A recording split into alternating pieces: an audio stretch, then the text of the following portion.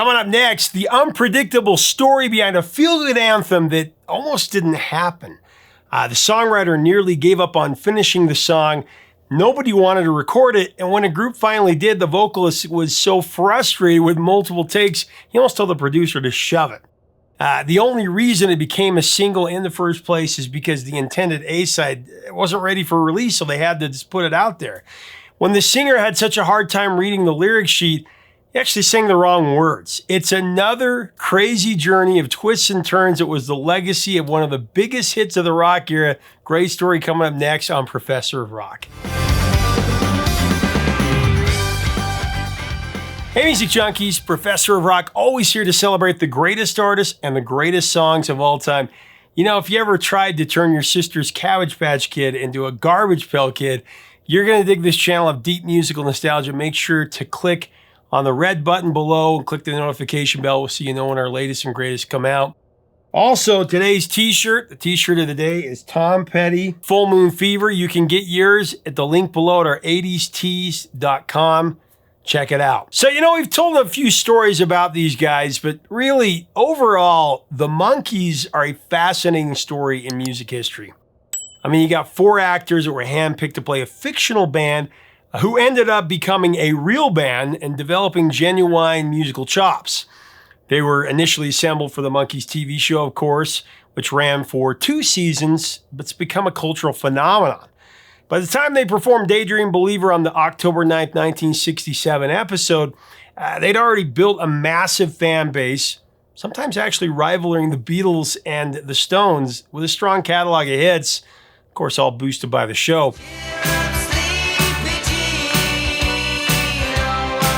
Daydream Believer, with Davy Jones' iconic lead vocals, was a compulsive ditty that would become one of the signature songs for the Monkees. The tune appeared in 3 more episodes before climbing to the #1 spot on the Billboard Hot 100 chart on December 2nd, 1967.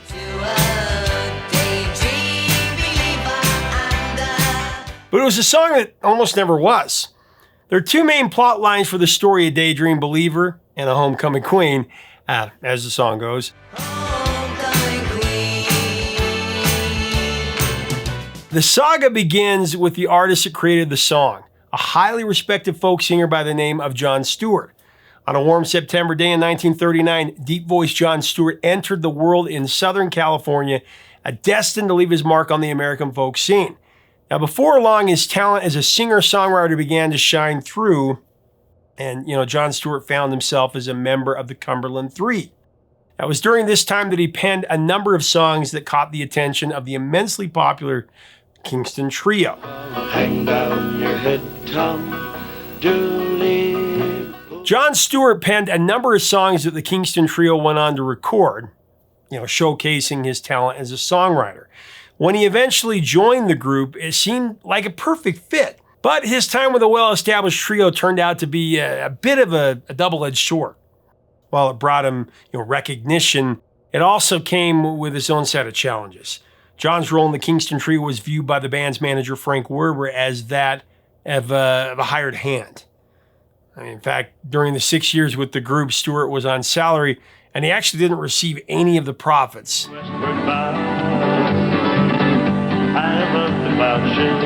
John finally realized that the structured confines of the Kingston Trio really couldn't contain the creative struggle that was brewing within him.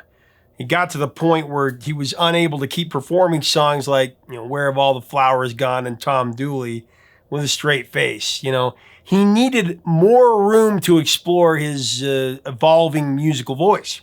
John did manage to steer the Kingston Trio into more political waters with their 1962 album New Frontier. The title was inspired by John F. Kennedy's famous 1960 acceptance speech at the Democratic National Convention, where he spoke of the frontier of the 1960s, you know, capturing his vision for progress from social welfare and civil rights to space exploration. Stewart also penned what is arguably the trio's most political song, called Road to Freedom, marking a bold step in a new direction for the group. And the road to freedom is a long, long. After his time with the Kingston Trio, Jon Stewart struck out on his own, briefly teaming up with the then unknown John Denver. It's actually kind of cool. In '68, Stewart took on a unique role, becoming the official musician of the Democratic Party. This new chapter had him traveling alongside Senator Robert Kennedy during his presidential campaign, lending his music to a cause that deeply resonated with him. But things weren't progressing for John. He struggled to find a breakthrough as a solo artist, but he just kept writing and writing and writing. John called his daily writing routine woodshedding. One of the songs he wrote was a tune that he would call Daydream Believer. He actually just wrote it in a few minutes. To a daydream believer. He had a clear memory of writing it. It was 1966. At the time, he was writing constantly, day in, day out. The song was part of what he called the Suburban Trilogy.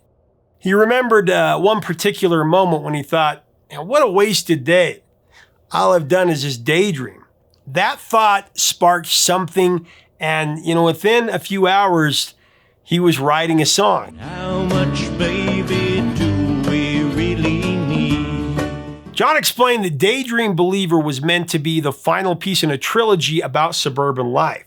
The songs in this trilogy explored how married couples, begin their relationships in a haze of idealism, only for that initial glow to fade over time, revealing who they really are to one another. It's during this stage he believed that true love is tested and proven. And of course, he was also drawing inspiration from his own life, referencing his wife, Buffy Stewart. Buffy shared that she was actually the homecoming queen that John wrote about in the song's chorus. Homecoming queen. And despite writing Daydream Believer in just a few minutes, he actually, John almost abandoned the song. He just wasn't happy with how the words 2A ran together in the line 2A Daydream Believer. To him, it sounded kind of lame, clunky, awkward, making him really second-guess the entire track. What can it mean to a Daydream Believer was offered to various artists for recording, but it was turned down by a lot of acts. There was Spanky and Our Gang, and there was We Five, a group that featured John's brother, Michael Stewart. So this sets up part 2 of our story. So one evening at a party hosted by Hoyt Axton, who wrote Three Dog Night's hit, Joy to the World, at a party in Laurel Canyon area of the Hollywood Hills, John was having a cocktail and he was chatting with a producer named Chip Douglas. Douglas asked, "Hey, do you have any songs from the Monkees?" John responded that he might have one in mind, one that might interest him. He played Daydream Believer for Chip, and it was a song that had been repeatedly shunned by other artists, but this time he found a taker. Chip instantly loved it, and he handed him a tape of his home recording for Chip to take, and 3 days later, Chip called to say the Monkees were eager to record this song. But the label had a caveat. They wanted to change a lyric. Instead of John's original line, "How funky I can be," it needed to be "How happy I can be." But now you know how funky I can be. Now you know how happy I can be. Now, some sources hinted that an RCA staff member was responsible for that lyric change, but actually Monkees vocalist Davy Jones insisted that he was the one who made that alteration. He told Chip Douglas and others, there's no way I was going to sing funky. In the 60s, that word was considered a swear word. I was meant to be a fresh face for the kids.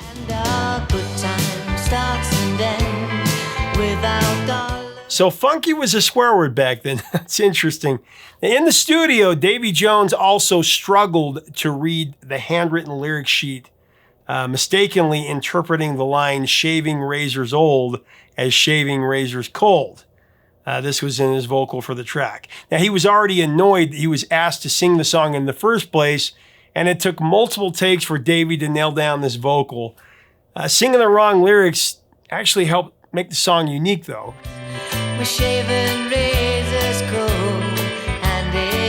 Now, during the recording sessions for the Pisces, Aquarius, Capricorn, and Jones album, Chip decided to add Daydream Believer, what he called his album filler. With the Monkees already juggling a hectic schedule, Davy found himself pressed to sing the song. True to his dedication, he stepped up to the challenge, but there was an unmistakable edge of agitation in his voice as he laid down this track.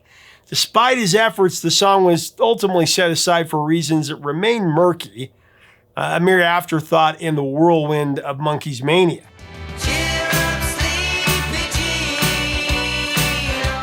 Critics never gave the Monkees any credit for being musicians that could really play, and Daydream Believer was an excellent example of their musicianship. Actually, it's very rare, but all four Monkees came together to craft the magic of Daydream Believer. Davy, as we all know, took the lead on vocals. He also added some percussion, bringing his unique flair to the track. Mickey Dolenz lent his voice for harmony and contributed more percussion, enhancing the song's vibrant energy.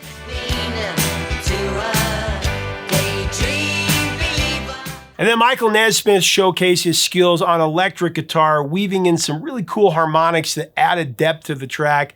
And then Peter Tork played the piano, crafting the signature opening that made the song truly pop, truly effective. Although the Monkees didn't all play on their earlier hits, they finally did all on this one, and it was a #1 hit.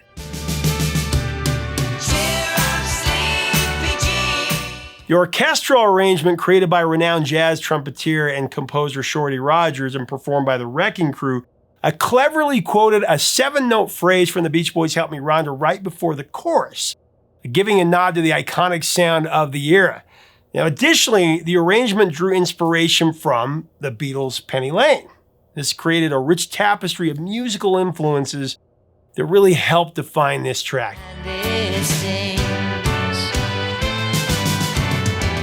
Daydream Believer was originally slated to be the B-side of the Barry Mann and Cynthia Weil song Love Is Only Sleeping. This featured Michael Nesmith on lead vocals. However, just a week before its release, it became clear that the European single masters for Love Is Only Sleeping weren't ready. But now the masters for Daydream Believer were all set to go. So in a last-minute switch, and they never meant to do this, Daydream Believer was elevated to the A-side while going down, a track co-written by all four Monkees alongside Diane Hildebrand. That took the place of the flip side.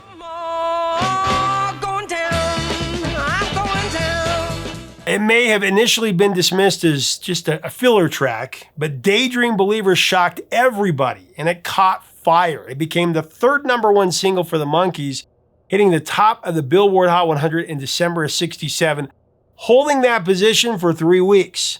The track reached the top of the singles chart in Canada, Ireland, New Zealand, and South Africa, went to #2 in Australia and #5 in the UK. Now, 12 years later in 1979, Daydream Believer was a #3 country hit for Anne Murray. Other artists to cover it include the Four Tops, Shona Knife, Susan Boyle, and Olivia Newton-John. Her version appeared in the movie A Few Best Men, in which she also had a role. 6 o'clock alarm would never ring. The person who seemed most taken aback by the overwhelming success of Daydream Believer, though, was none other than the writer, Jon Stewart himself. He confided that he never considered it to be one of his best songs, not by a long shot. Now, when he first heard the Monkees version, he was quite astonished.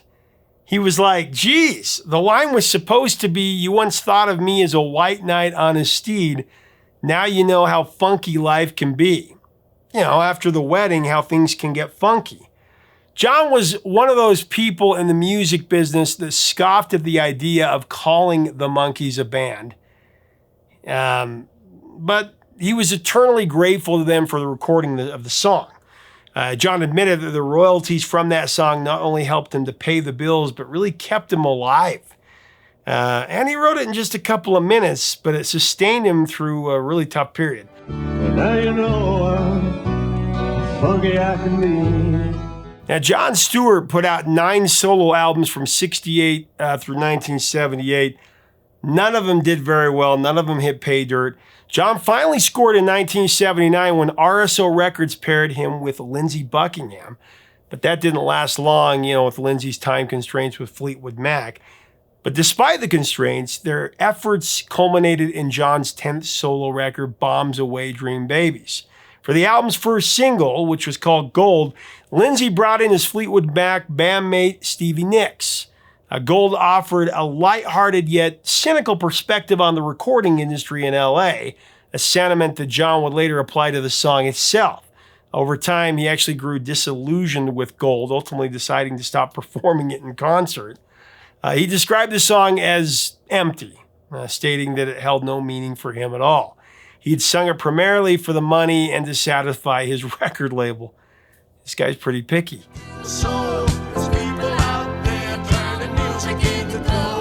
Interestingly, while the guitar solo in Gold has a style reminiscent of Lindsay's work, it was actually played by John himself. And many assumed it was Lindsay because it sounded so much like him. Gold boasts a smooth funk pop rhythm enhanced by Joey Carbone's keyboard section that adds to its appeal. The story of Jon Stewart's resurgence began with the added Buckingham and Nick star power that ignited his career. RSO, the label behind his latest single, used their expertise to get the track played on the radio. So it debuted on the charts on May 19th, entering at just number 75. But as the weeks rolled on, the song caught on, soaring up the ranks. 5 weeks later, it catapulted to number 22. By August 4th, it was dancing in the top 5, a sweet victory for Stewart, who was about to celebrate his 40th birthday when the song peaked.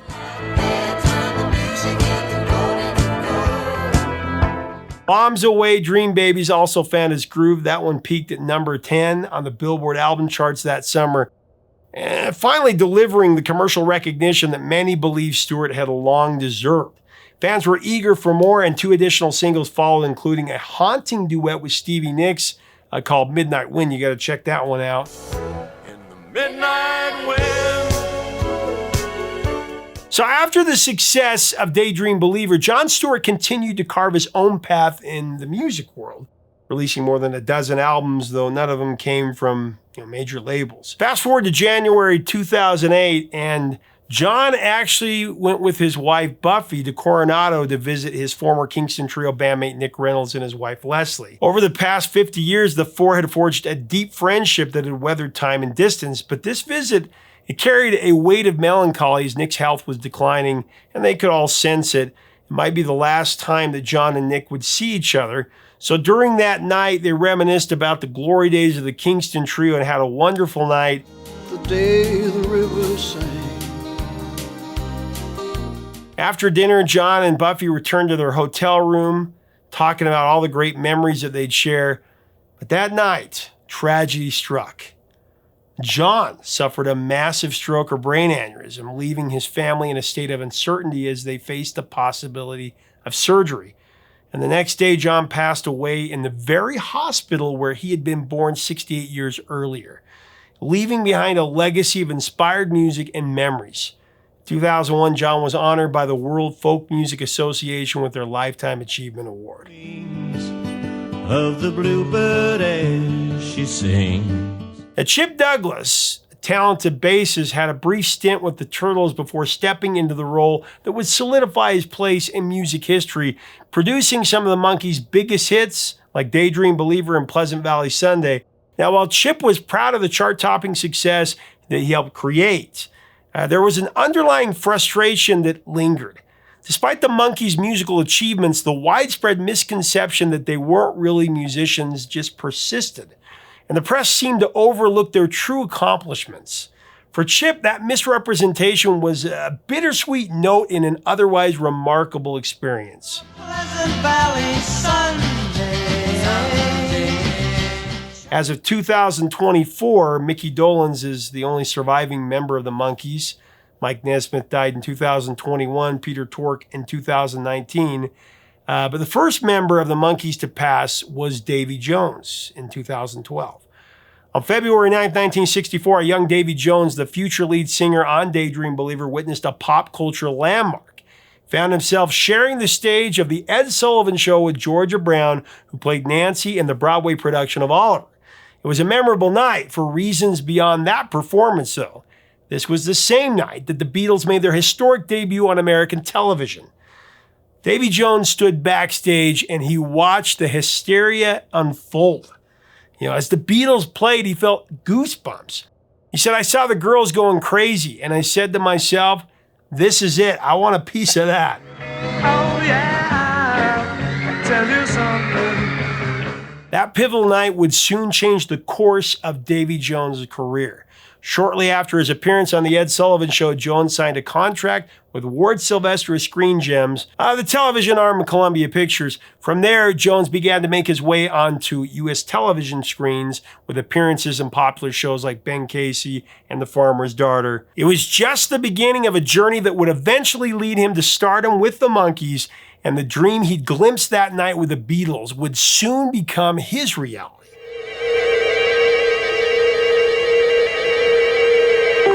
When the Monkees officially called it quits in 1971, Davy signed with Bell Records, a label riding high on the success of the Partridge Family at that moment. But the contract was far from ideal. Jones found himself locked into a rigid deal that left him with little creative control. He couldn't choose his songs or his producer. The result? A series of lackluster, directionless records that really failed to capture the spark that he was known for.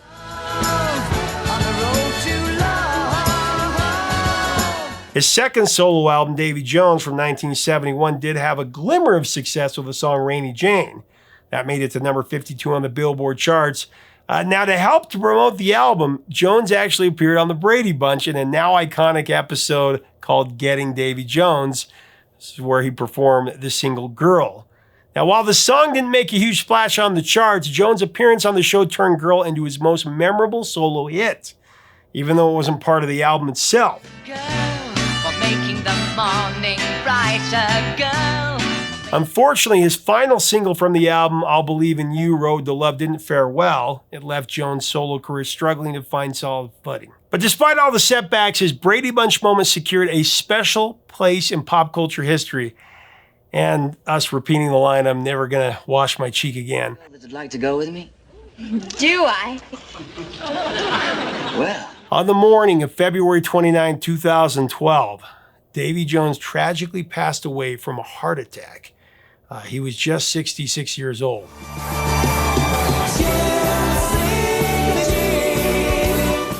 Now, Daydream Believer was without a doubt the high point of Davy Jones's career. It's the song people remember him for, even though he was pretty irritated when he recorded the vocals, saying some wrong lines. But funny enough, it was also a huge moment for Jon Stewart, the song's author, though he never really thought of it as his best work. I mean, still, it ended up being a defining track for the both of them, whether they expected or not. I mean, it's supposed to be a B-side, right?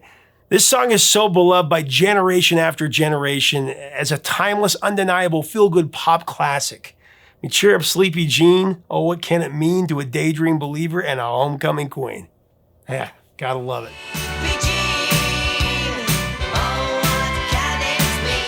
Leave us a comment about the Monkees, about Davy Jones, and about Jon Stewart. I just love stories like this. It was an afterthought. He wrote it in a few minutes, sang the wrong lyrics. Supposed to be a B-side and became one of the biggest hits ever. Actually, it's the most viewed Monkee song on YouTube. Let's have a great discussion below. What do you think about the song? What are your memories of it? What do you think about the Monkees as a band? We'll have a great discussion below. If you like our content, I invite you to subscribe. Make sure to get your shirt of the day. Until next time, 3 quarts and the truth, my friends.